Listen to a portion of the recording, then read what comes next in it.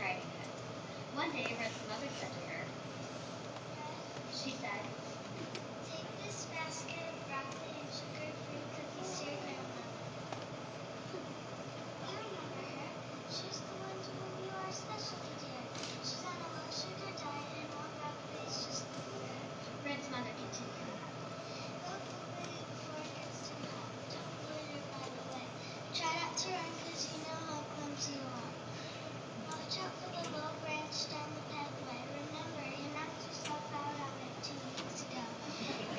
And don't pick the flowers a half-mile down. Remember, you hurt your snag in that patch and itching for 4 weeks because of that. Red's mother had a lot to say, so she continued, And don't talk to any of the animals. They're all kind of weird in this story. And alrighty, I think I've got it. Okay, be careful. Don't take any more books. Oops, I wonder what those are. And so Red went off through the woods and along the path to her grandmother's house. Oh, look, a wolf. No, it's wooden. When she got to the woods, she met the woods' worst and wicked animal, and an all-around bad guy, the wolf. Well, who do we have here? Are you talking to me? Obviously, Red was the smartest little girl, and so she didn't know what a wicked animal or an all-around bad guy the wolf was. She also forgot that her mother said not to talk to the animals in the forest. Hello, Little Red Riding Hood, who is loved by all who know you. Said the wolf. Oh, gosh. Good morning, Wolf. Said Red. Whither away so early? Said the wolf. What are you talking about? Said Red. How come you're up so early, bopping around through the woods? Why didn't you say that in the first place? Well, Red said. I'm going to my grandmother's house. far out, like that's totally far out. Oh, no, actually, she doesn't live very far from here. My mother wouldn't let me go if it was far out. Huh? She's pretty overprotective, my mother. Anyway, I better be on my way. Granny lives about a quarter of an hour farther down this path. Her house stands near the 3 big rocks near a hedge of nut trees, just a few doors down from these 3 really sweet pigs. In fact, her house is right next door to the pig that built his house out of straw. Straw, you say? But I just heard pig and straw. I just thought, oh, never mind, not my day. Anyway, they just love to share recipes with Granny. That's cool. Yes, and that's why I wore my red cloak, to make sure I stay warm. This not-so-bright little girl will make a tasty little morsel, even more delicious than that old grandmother, but if I play it cool and easy, I might be able to snap them both up. Say, Little Red Riding Hood, what have you got in your basket? In here? In the basket. This basket? It's the only basket I see. You're right. Well, in my basket, I have broccoli and cookies for my granny. Sugar-free cookies, that is. My granny isn't feeling well, so my mother thought this would help. Broccoli? My mother said it would help. You know it would help? Said Do the wolf. tell. Flowers, pretty flowers, and I know just the place where you can pick a beautiful bouquet of flowers for that granny of yours. But my mother said... But my mother said, don't worry about it. You've got plenty of time. Is your mother going to know that you stopped to smell the roses? Is she? Now, you see those beautiful red roses down the path? You see them? And Red said, Oh, there they are. But isn't that the Best patch in town. You're absolutely right. Now, best be on your way. See you later, alligator. Ta-ta, au revoir. And so Little Red Riding Hood went off through the patch to pick the poison ivy, to pick the beautiful roses. And now to beat a pet to Granny's house. Cool, man. Real cool. Yes, it is. I'm so glad I have my cloak with me. So the wolf hurried off to Granny's house.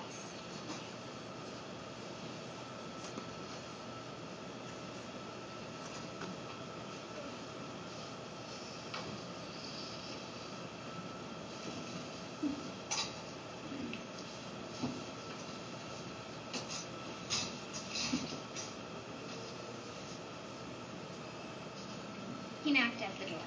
Knock, knock. Who's there? ESP. Did you say E.T.? I love that movie, Cute Little Martian. I didn't say E.T., I said ESP. Oh. ESP who? E especially, dear Little Red Riding Hood, here to bring you a basket of goodies. Open the latch and come in. called out the old woman. I'm too weak to get up. So the wolf lifted the latch and entered. My dear, what big ears you have. Granny, that's Red's lines, not yours. And I'll have you know when I wasn't happy about this casting. I specifically said that I wanted the part as Red, not Granny. Not the time nor the place, Granny. Besides, you're too old to be playing the role of Little Red Riding Hood. Now say the right lines. Not being paid by the hour, people. Can we move it along? And Granny said, My dear, you look worse than I feel. now the wolf would not come here to be insulted, so he quickly grabbed up Granny. She was so sick she couldn't put up much of a struggle.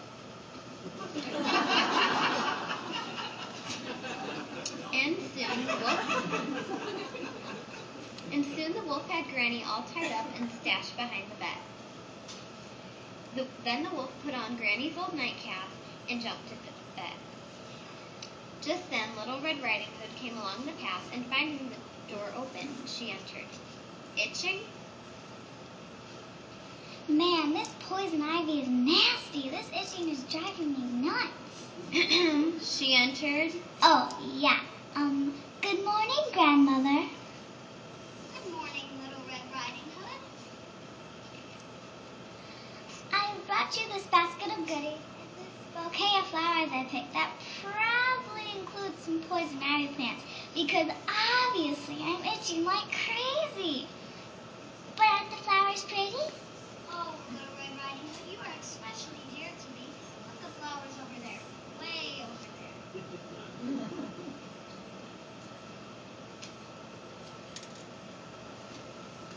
Now, come and give your granny a hug. Oh, Grandmother, what big ears you have. Just my luck I'm hearing that from Mom's side of the family. Great. Piggy, piggy, piggy. All the better to hear you with, my dear. Oh, Grandmother, what big hands you have. Did you play basketball when you were a kid? 'Cause with hands like that, you probably could slam dunk a few. All the better to grab hold of you with, my dear. Now, get yourself in gear and come give your granny a hug. Wait till you're not feeling well, Granny, because if you are, my mother has told me a million times to never hug or kiss a sick person. German Mom. I'm feeling perfectly fine, my dear. Now, come over here, please. And then the foolish little girl said, Oh, Grandmother, what big teeth you have. All the better to eat you with.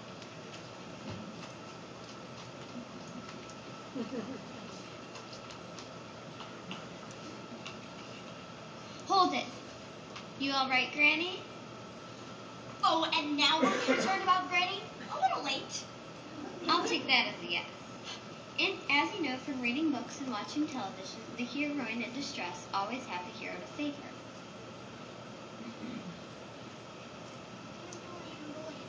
Wrong hero. Sorry. Definitely the wrong hero. Our hero is a passing by woodsman who hears the screams of Little Red Riding Hood and comes to save her. So let's take it back, please.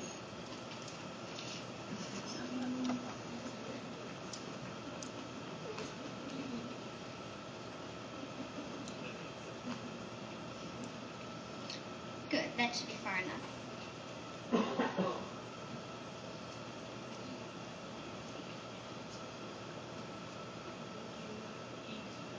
Eat you with the better to all. Have you teeth been Grandmother? Oh! Good, that should be far enough. Now there's one more thing I need to tell you. In books and on television, the hero always wins because the author writes it that way. But in a play, it's different. Our hero will need your help, and the way you do that is by making a special noise. Two, actually. The first one is when the hero is winning. You go like this. Yay! Come on. You try. Come on, you'll have to be louder than that.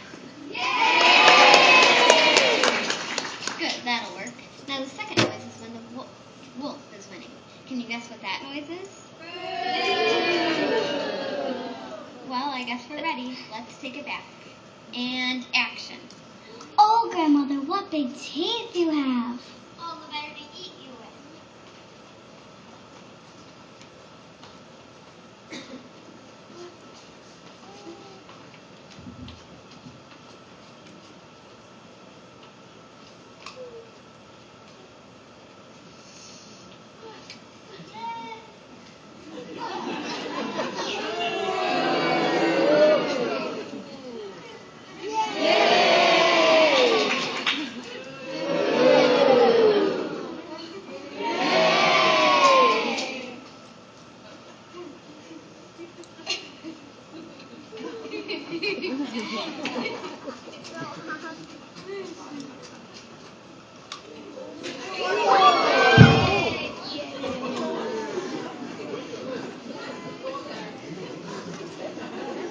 Could you hear the tree in the forest? Oh, Herbie, you're my hero. They were all very, very